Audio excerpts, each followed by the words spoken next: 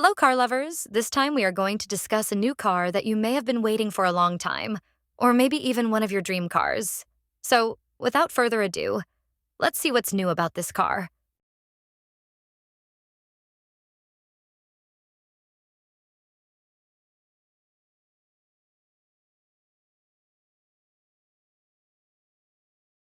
Aside from the removal of the first edition model offered for 2024, there are no changes to the Land Cruiser lineup. The price of the 2025 Toyota Land Cruiser starts at $57,900 and goes up to $63,900 depending on the trim and options. Though the base 1958 model's classic round headlights are tempting, we think the Land Cruiser trim is the one to go for, as it adds ventilated front seats, a 10-speaker stereo system, a larger 12.3-inch infotainment display, and wider all-terrain tires, among other items. Given that this is an entirely modernized and smaller generation of the Land Cruiser, Toyota has elected to install a hybrid powertrain in place of a naturally aspirated V8 engine. A turbocharged 2.4-liter four-cylinder is assisted by two electric motors to make 326 horsepower. If this setup sounds familiar, that's because it's similar to the powertrain offered in the Toyota Tacoma.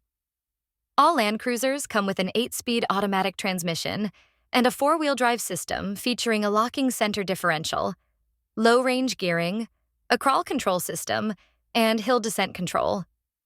In our test drive, we found that the hybrid powertrain provides good torque, but noticed that the boost from the electric motors is inconsistent due to the small battery pack.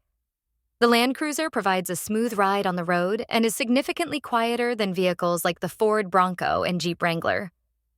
The Land Cruiser's max tow rating is 6,000 pounds when properly equipped. The Bronco maxes out at 3,500 pounds, and the standard Wrangler can tow 2,000 pounds, although the 4xe is rated for 3,500 pounds and the Rubicon and Rubicon X trims are rated for 5,000.